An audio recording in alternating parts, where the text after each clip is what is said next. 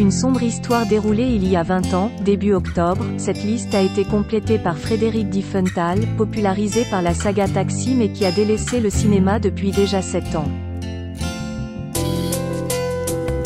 Le comédien prête ses traits à Antoine Myriel, proviseur adjoint du lycée Paul Valéry. Arrivé à Sète avec sa femme Valérie et leur fils Souleymane, un drame a secoué la famille, le bateau des Myriel a chaviré et Valérie est depuis portée disparue. Puis, l'homme a craqué pour Ariane, ressemblant comme deux gouttes d'eau à son époux.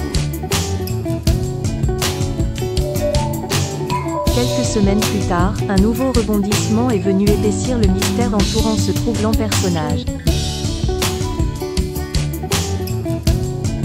Une certaine Elena Sarg a été admise à l'hôpital après un accident de voiture. Jusque-là, rien de sensationnel. L'affaire est devenue intéressante quand la patiente a prétendu avoir eu un enfant avec Antoine, soit Fabien, âgé aujourd'hui de 24 ans. Lorsque le personnage de Frédéric Diefenthal s'est présenté à Elena après que cette dernière ait recouvert la vue, elle a assuré que les traits de son amour d'enfance n'avaient rien à voir avec l'homme lui faisant face.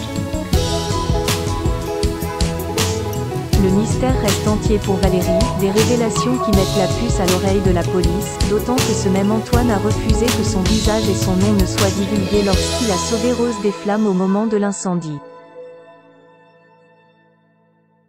Fabien, lui, est convaincu que son vrai père n'est pas celui se faisant actuellement passer par Antoine.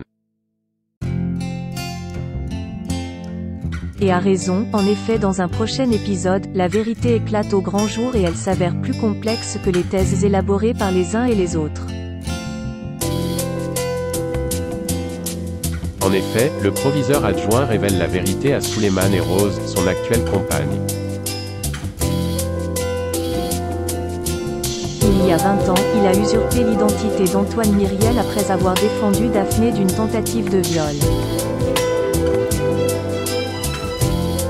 Il s'est battu avec l'agresseur et celui-ci s'est fracassé la tête contre une pierre. Auteur d'un homicide involontaire, Milo a refait sa vie en prenant l'identité d'Antoine.